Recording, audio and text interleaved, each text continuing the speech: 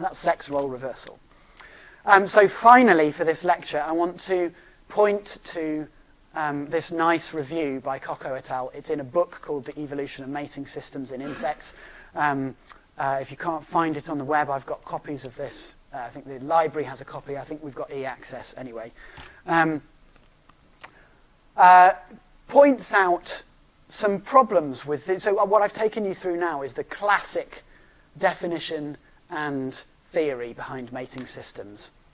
But there are, research is always ongoing, and there's been pointed out quite a few issues and wrinkles with those classic definitions. For example, the classic definitions focus on the winners, focus on the ones which get to mate.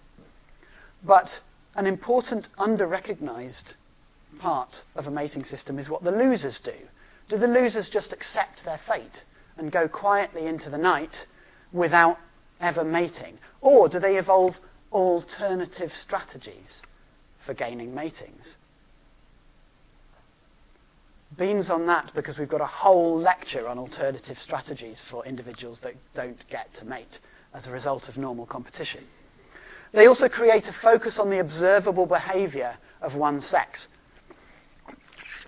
We tend to kind of ignore the behavior of the choosing sex. And by extension, studies of sexual selection have been very, very biased towards behavior of males.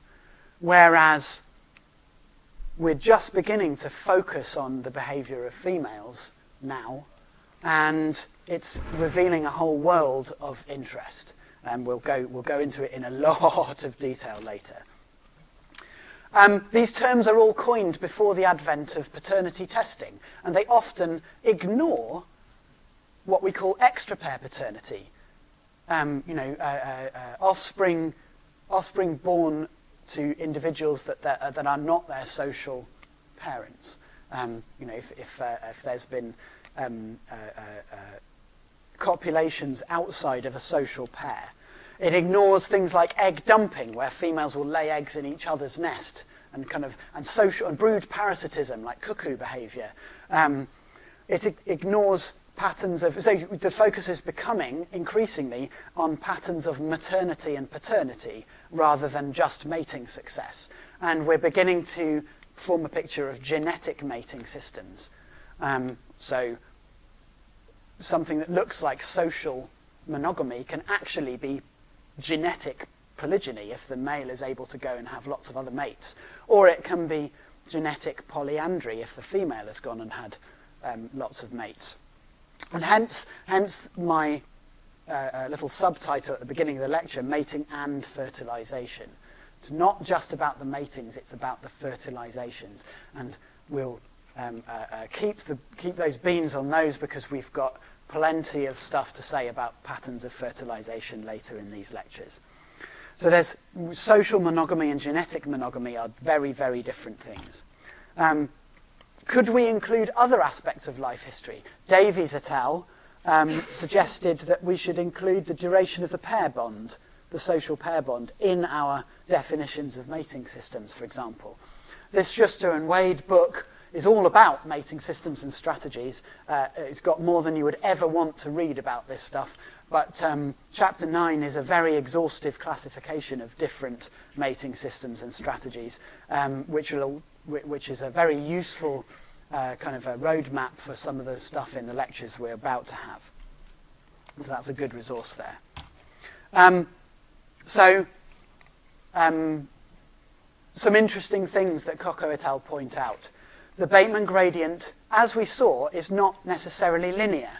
So a salient question is, which bit of it are we in? The ecology of your particular species will place species within this curve differently. So you've got males here getting an effectively linear number of offspring for mates, but for females this is a curve. And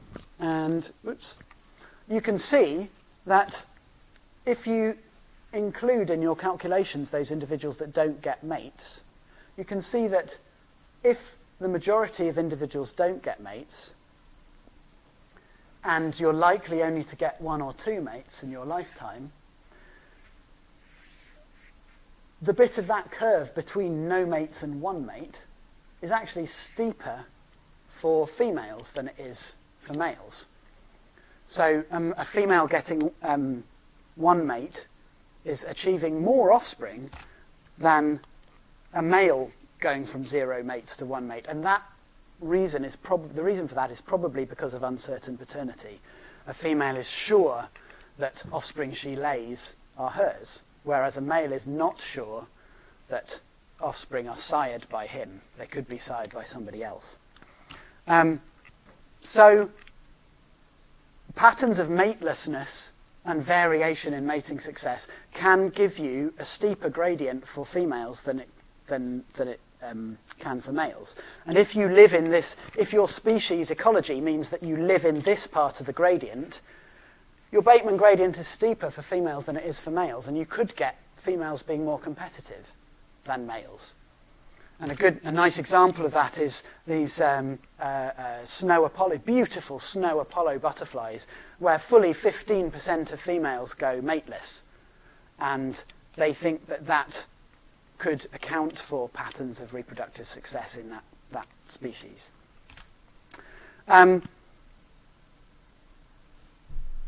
you use Bateman gradients and operational sex ratios to predict mating systems? Well, I won't go too deeply into this, but Kokko et al.'s conclusion here is that you need both quantities to be able to say anything about whether you should invest more heavily in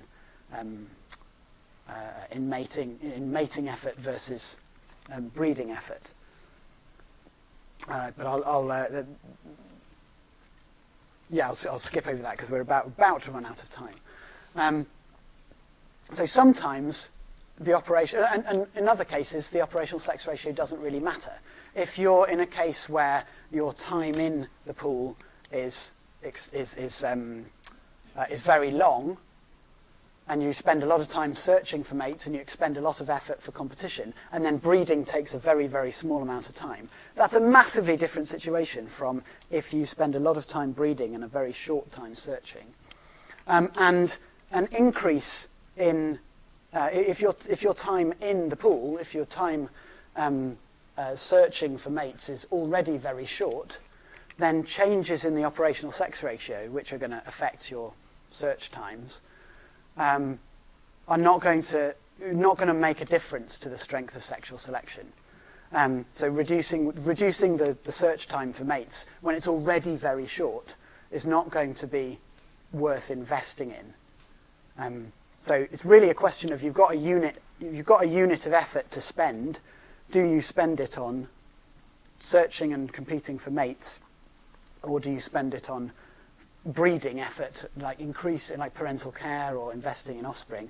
And it'll depend upon your the species ecology which one is worth spending that effort on. So I've gone through 3 classic papers: your Bateman, your Trivers, your Emlen and Oring. Those 3 you'll need to go and find and digest. Maybe read reviews, like kind of read papers that cover them as well. The Kokko is a lovely overview. You've also got, there are plenty of things like the Wade and Schuster book that help you with a roadmap to how mating systems work. This stuff is really important.